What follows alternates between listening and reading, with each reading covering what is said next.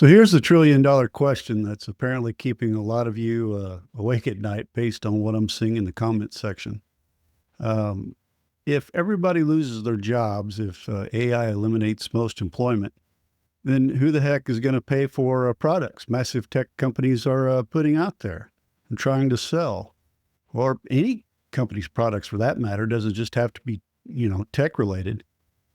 It's the ultimate corporate suicide pact. Automate away your workforce, eliminate your customer base, and stand around wondering why nobody's buying your crap anymore.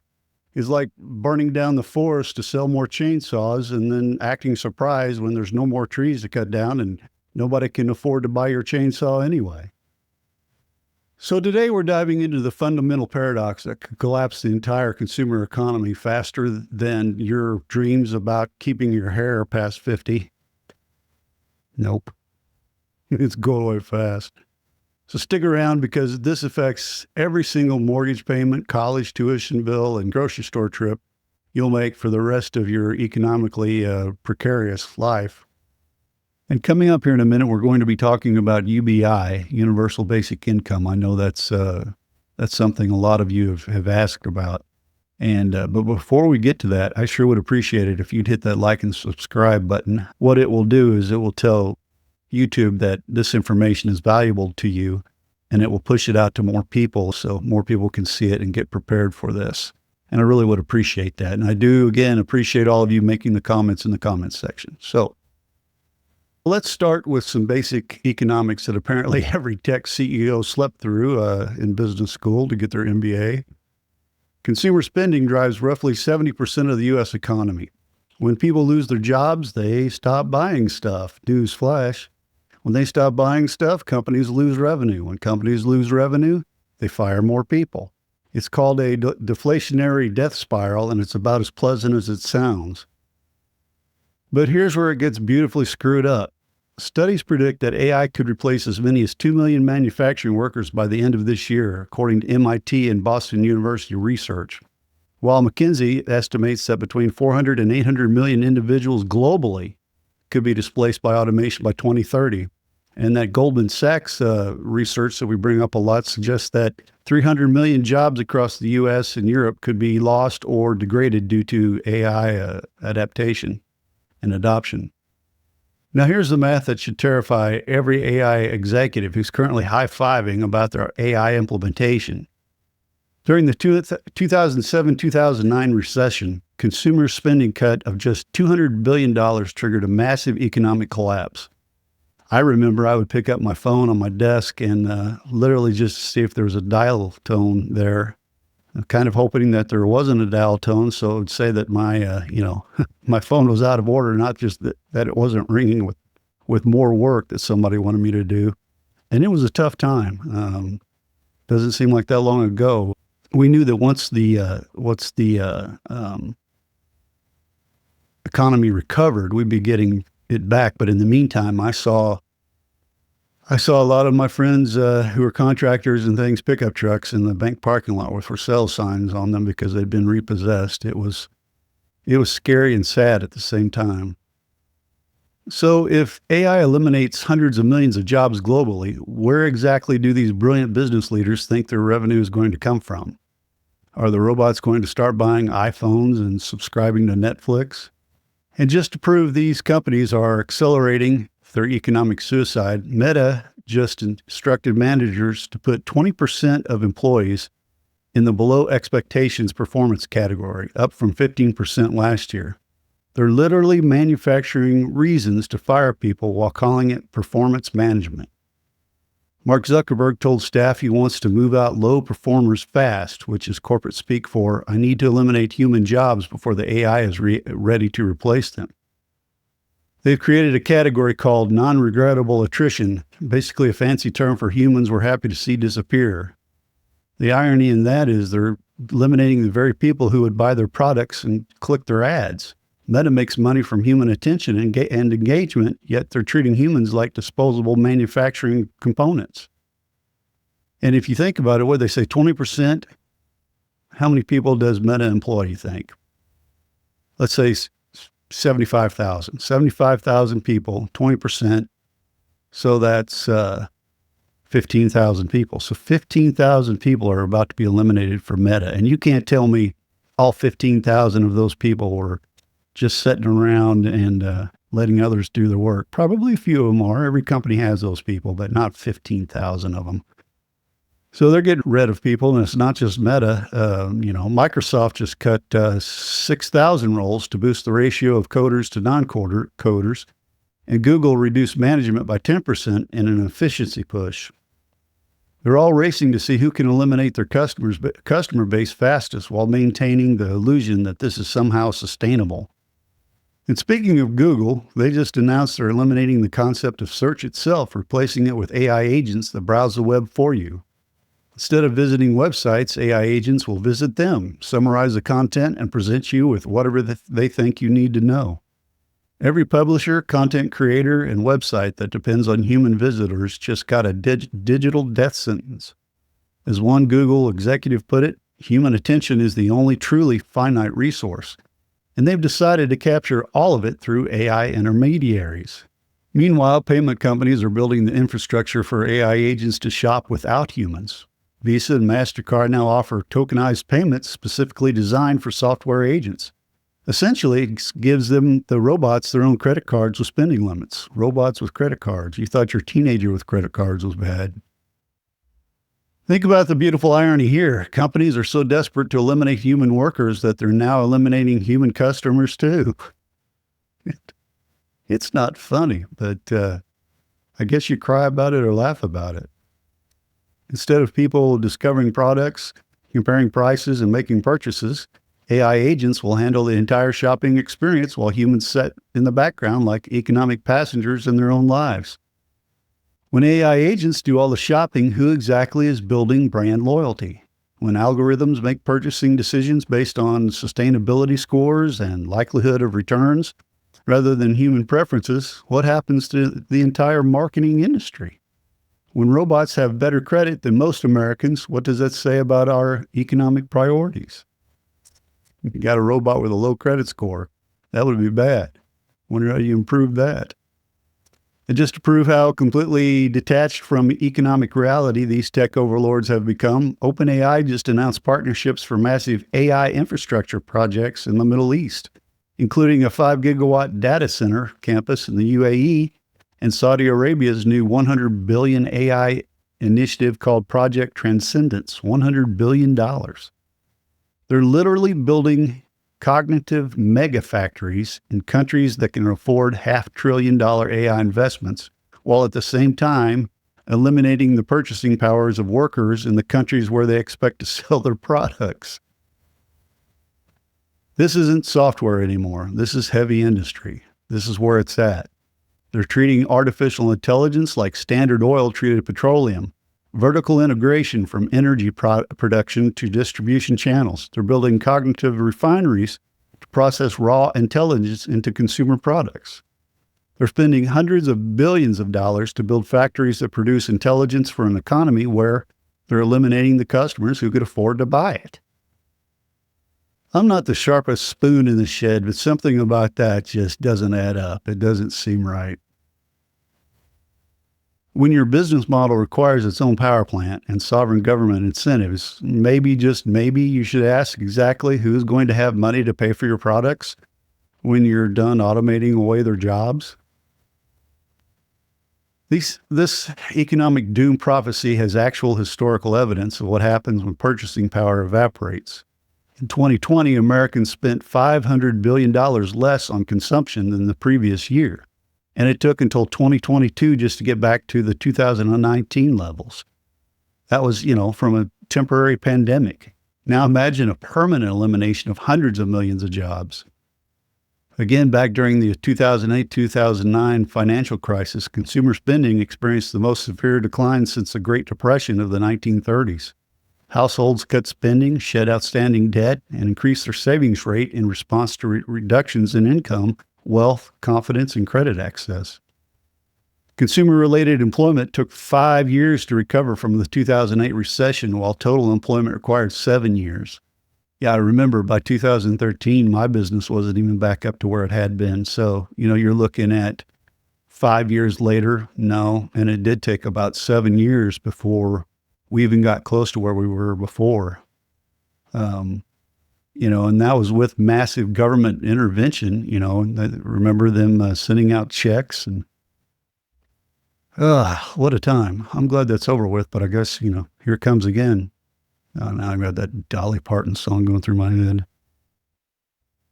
And that again, that came with the promise of the jobs that would eventually come back. It still caused panic if you're old enough to remember way back in 2008. Man, I'm getting old. So, but here's the difference between 2008. That recession was cyclical. People lost jobs, but we all knew they'd be coming back. It didn't help us in the short run. This AI revolution is structural. Those jobs aren't coming back. It's because they've been permanently automated away. There's no recovery timeline when the replacement is intentional and irreversible. And yeah, I know we'll get some comments that the robots, the AI is nowhere near where it needs to be. And for some of your jobs, that's right. It's not there yet. But I don't know how many times I can say this. The technology is as bad right now as it ever will be. So just because it's not good enough today doesn't mean it's not going to be good enough tomorrow. And by tomorrow, I mean tomorrow. I mean, we're all, hopefully that you've been watching this channel long enough now that you pay attention to the AI news and you can see for yourself how fast everything's moving. It's just incredible, So where does that lead us? Well, I've said this in the comment section. I see 3 possible outcomes and none of them are all that great. So the first one is the feudal tech lords. In this future, a tiny elite of AI owners live like digital royalty while 95% of the population exists on whatever scraps the tech billionaires decide to throw our way. Recent research warns that universal basic income has the potential to serve as a veneer of reform, obscuring the underlying exploitation of inequality facilitated by unchecked AI expansion, while allowing the AI elite to continue accumulating wealth and power while the majority remains dependent on the system that marginalizes them. Think medieval feudalism, but instead of land ownership, it's algorithm ownership. Sam Altman becomes the digital king, Elon Musk runs the robot army, and the rest of us fight over government cheese while shopping exclusively at Dollar General post-apocalypse edition. The economy becomes a closed loop where tech billionaires sell products to each other while the masses survive on universal basic crumbs. Your monthly income? Whatever Mark Zuckerberg's mood algorithm decides you deserve that day. Your purchasing power? Just enough to keep you alive and consuming the absolute minimum required to prevent social collapse. Scenario 2, just as good, the deflationary death spiral. This is where companies automate away their customers, triggering an economic collapse that makes 2008 look like a minor accounting error.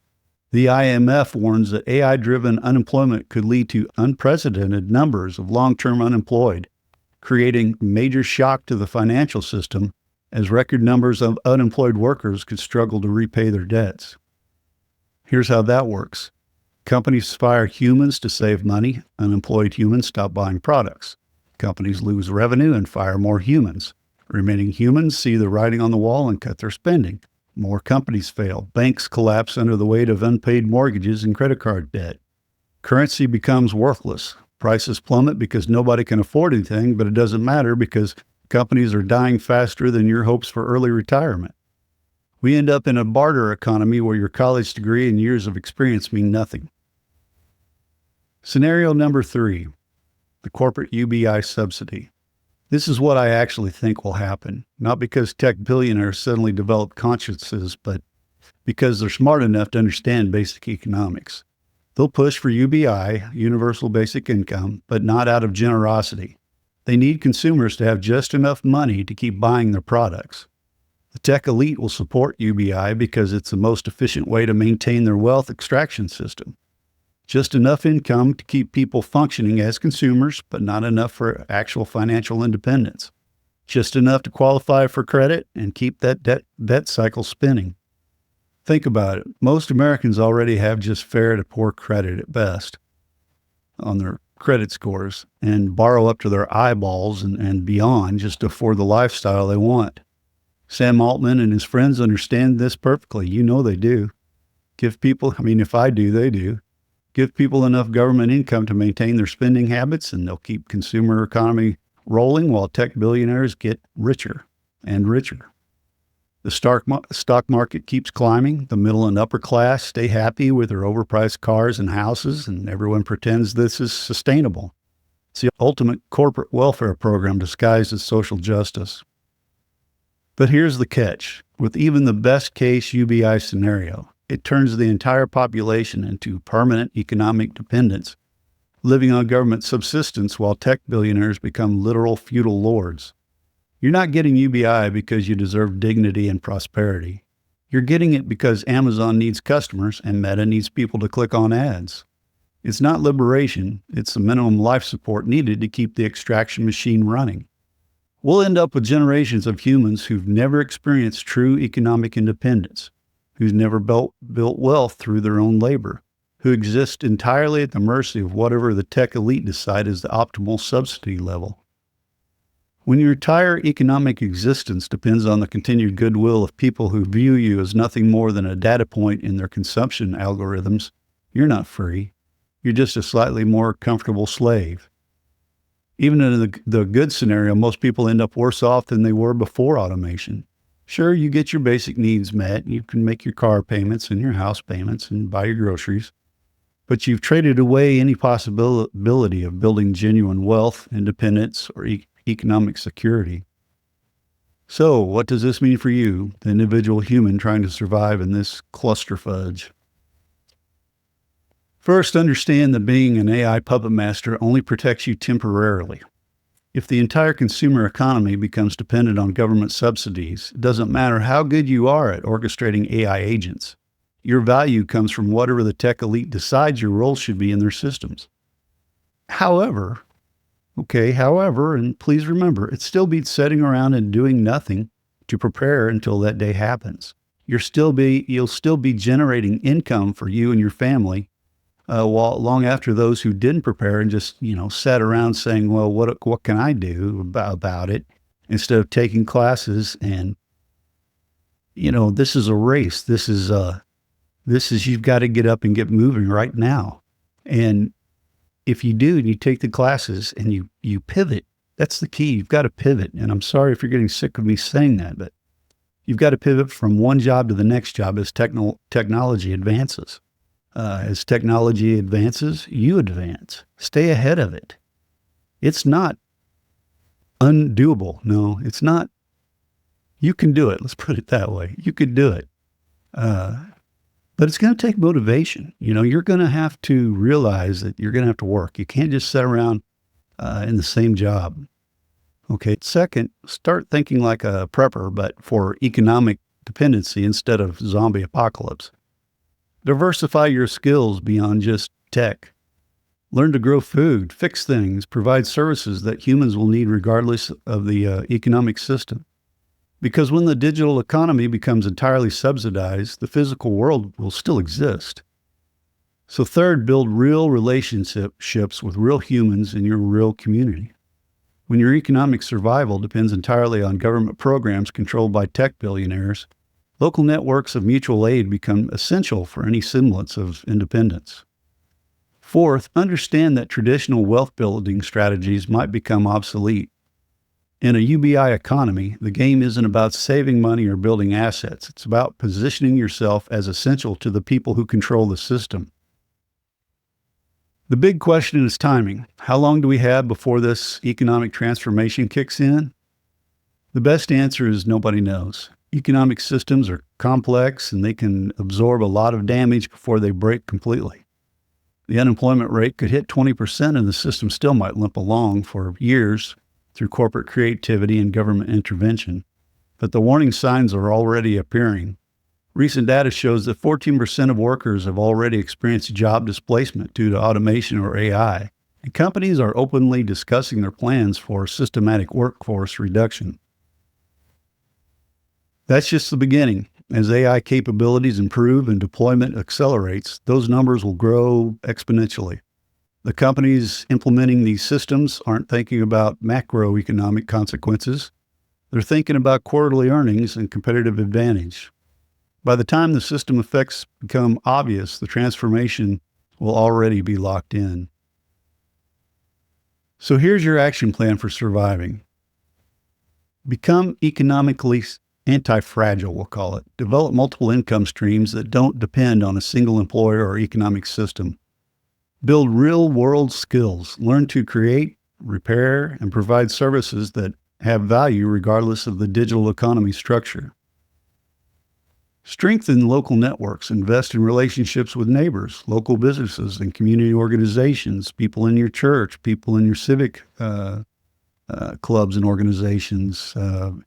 Everybody usually has a hobby or something that they can contribute. And if we do become a partly barter economy, you'll need to know those people.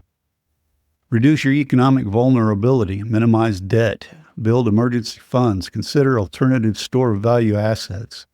Stay adaptable. Be ready to pivot quickly as economic conditions change. The age of expecting a stable career with a single employer is already over. We know that. Been over a long time, or for most people it has anyway. The age of expecting economic independence through traditional means might be ending too. The people who thrive in whatever system emerges will be those who understand that change is the only constant and plan accordingly. Remember, every previous economic transformation has created winners and losers. The winners aren't necessarily the smartest or most deserving. They're the ones who see the change coming and position themselves accordingly. So please subscribe for more insights on navigating this economic transformation, and hit that like button and notification bell so you don't miss our next video. The consumer economy is transforming whether we like it or not. The question isn't whether it will change, it's whether you'll be ready when it does. We'll see you in the next episode.